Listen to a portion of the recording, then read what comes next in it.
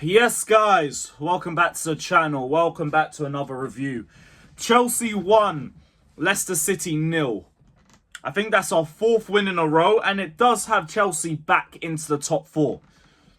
And I don't really know how to feel about this one because I've got a range of different emotions. And I'm also glad that I run panel shows as well because I like getting different perceptions of the game and everything, because I came out of that game feeling very, very frustrated about the performance as a whole. And I get it. Obviously, we won. 3 points is 3 points. People are going to say be happy and all of that shit, like yay and all of that. Cool. We got the 3 points. We are back in the top 4. All we had to do was get a victory, and to an extent, that's all that we did. But I won't lie, there's not really a lot that I could take from that game, except guys like Pedro Neto, Caicedo and Cucurella worked their absolute socks off for the team. And that we clearly miss Wesley Fofana so much. Because you can already see what he brings to the team in terms of the aggressiveness, the blocks, and the willingness to carry the ball forward and help progress the play. Be it either through passing or through dragging the ball forward 20 or 30 yards by himself. But other than that, like, I won't lie, I felt very disappointed with that game. I really did. Like, I had Leicester City fans telling me that that was the best half that they've played in months. And this team is 19th and crap. Like, this team is relegation, not just candidates. They're likely going down. These guys have had 1 win since the 3rd of December and they've conceded 14 in their last 4 games. They went 4 games this season where they haven't conceded over 2 goals or 2 and over. And this is the 5th.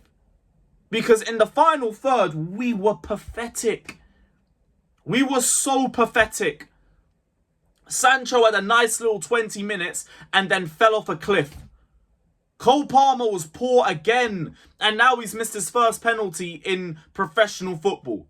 Something's clearly off with him. Now, Nkunku, nothing. Absolutely nothing again. Pedro Neto, tried to do something, but our game was so cross-heavy in the first half. He might as well have just not been on the pitch, because what's the point crossing to Pedro Neto? What's that going to do? Nothing.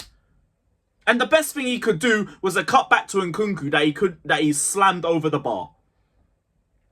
Like, we looked bad for long periods. And I know, it's the same thing in terms of we controlled the game. And it's the same thing as the Copenhagen game. We had the control, but we are always going to have the control. I would expect Copenhagen to bop Leicester City off the park. So, to have control in a game like Leicester City, I expect that. That's why, when people are going to tell me we dominated, we had control all throughout the game. I know. I expect that. If we don't have control, then, oh boy, things are even worse than I expected. But we had the control and we just never ever looked like scoring. We had to have Cucurella save us again. And I put a tweet out saying Cucurella's our best forward in 2025, and it's mad because he probably is. He probably is.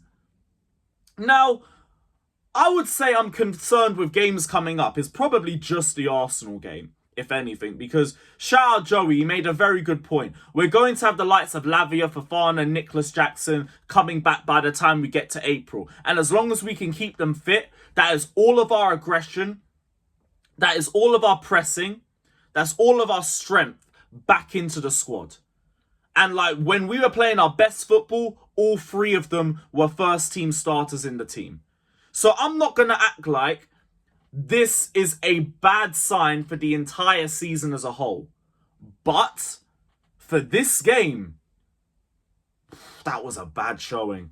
That was a bad showing. It's just a good thing we leave with the 3 points. Otherwise, there'd be even more crazier takes going around. So I could accept that maybe this is just a bad moment.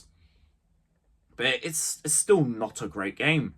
Not a great game from a lot of us. Enzo, I thought, was good progressively, but he got bypassed way too much for my liking. Way too much. Sancho, I thought, was straight ineffective, and by the time we get to the second half, He was just being lazy off the ball. As soon as we went 1-0 up, right, Leicester had 2 opportunities where we had nobody at the back post and they had 2 players. Why? Because Sancho wasn't tracking back. Not good enough. Not good enough. Cole Palmer, God knows what's happened to this poor guy. I have no words for what I've been seeing for him in recent recent games. And it's been against the likes of Southampton and Leicester that are the most alarming parts of it. Like, I don't know, man. I really don't know what's been going on to this forward line. But I guess Nicholas Jackson will be back in a game or 2. And hopefully the time off would have been good for him and we see a little bit more of the Nicholas Jackson that we saw from the first half of the campaign. Because if we have that Nicholas Jackson, boom, top 4 shouldn't even be a worry. It shouldn't. If we don't, we might see more games like this from the forward line. And then I might be a little bit more concerned. Because that Leicester game was... I don't have a lot of good feelings coming out of it. I really don't. I know people are going to say we grinded out the win and everything. And to a point, I hear it. Because like we don't really grind out wins like that. But it's also Leicester City. And I just think like we shouldn't be thinking about this with a team that's near guaranteed to be going down. A team that has gone down without a fight this season. Who have been downright pathetic this season. And we made it look like hard work. Such hard work. And that's just what worries me coming out of this game. It really does. Now, shout out to Caicedo. He did everything possible not to get that yellow card and have a good performance. You could see he wasn't going into the game as aggressive as he usually does. And I don't mean aggressive in a bad way. Caicedo's usually a guy who's going to go in with a challenge and get the ball too. But you didn't really see him do it that much in this game because he didn't want to risk a yellow. And fair play, he managed to leave without it.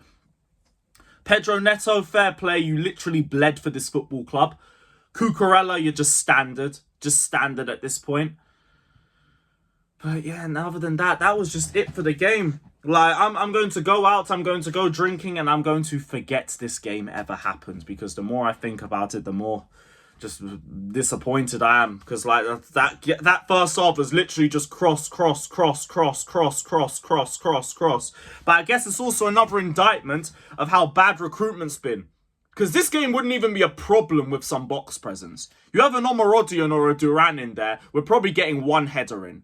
And then at least we would have another goal by that point. But I wanted to see something a bit more convincing, like the Southampton game. I know, again, people say it's Southampton, but at least then you won 4-0. We got goals throughout the match. And bar like a worrying 20-30 minute spell at the start, we were good. I can't really say that for this game. So, man will do the whole, we won, be happy, whatever. 3 points is 3 points, but I'm not going to pretend that was a great performance. We controlled as we were expected to control.